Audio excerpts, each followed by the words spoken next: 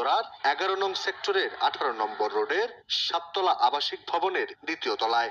মুহূর্তেই তা ভয়াবহ রূপ নেয়। ভাবে ফায়ার সার্ভিসের 2টি ইউনিট ঘটনাস্থলে পৌঁছে আধা ঘন্টার চেষ্টায় আগুন নিয়ন্ত্রণে আনে। এই ঘটনায় ঘটনাস্থলে মৃত্যু হয় একই পরিবারের 3 জনের। পরে বিভিন্ন হাসপাতালে মৃত্যু হয় আরো 3 জনের।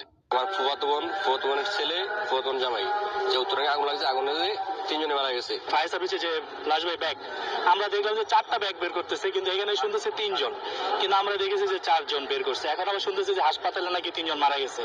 প্রত্যক্ষদর্শীরা বলছেন ভবনের ছাদে তালা লাগানো থাকায় অনেকে বের হতে পারেননি, আর বারান্দার গ্রিল কাটতে না পারায় উদ্ধার কার্যক্রম ব্যাহত হয় ফায়ার সার্ভিসের। গাড়ি নিয়ে আসতেছি, আসার পথেই আমি যখন 12 ক্রস করতেছি তখনও ওরা বলছে যে আমরা এখনো উদ্ধার হতে পারি নাই, আমাদের ছাদে তালা লাগানো, গ্রিল কাটার চেষ্টা চলছে, গ্রিল কাটার মতো তেমন যন্ত্রপাতি নাই, এমন অবস্থায় আমরা মরেই যাচ্ছি। গ্রিল না ভাঙা ভিতরে না ঢুকতে পারলে কিভাবে বাঁচাবে?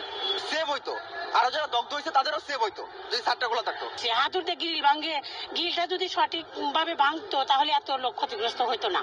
পুলিশ বলছে ভবনটির 2য় তলা থেকে আগুনের সূত্রপাত হয়, যেখানে থাকতেন ভবনটির মালিক।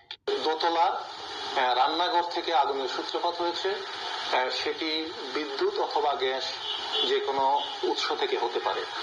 আমরা ইতিমধ্যে 6টি মৃত্যুর সংবাদ পেয়েছি, যার মধ্যে 3টি কুয়েত মৈত্রী হাসপাতালে, একটি হলো লুবানা হাসপাতাল, আর একটি হলো উত্তরা স্পেশালাইজড হাসপাতালে, এবং আমরা এইমাত্র একটি সংবাদ পেলাম যে ঢাকা মেডিকেলে একজন মারা গিয়েছে।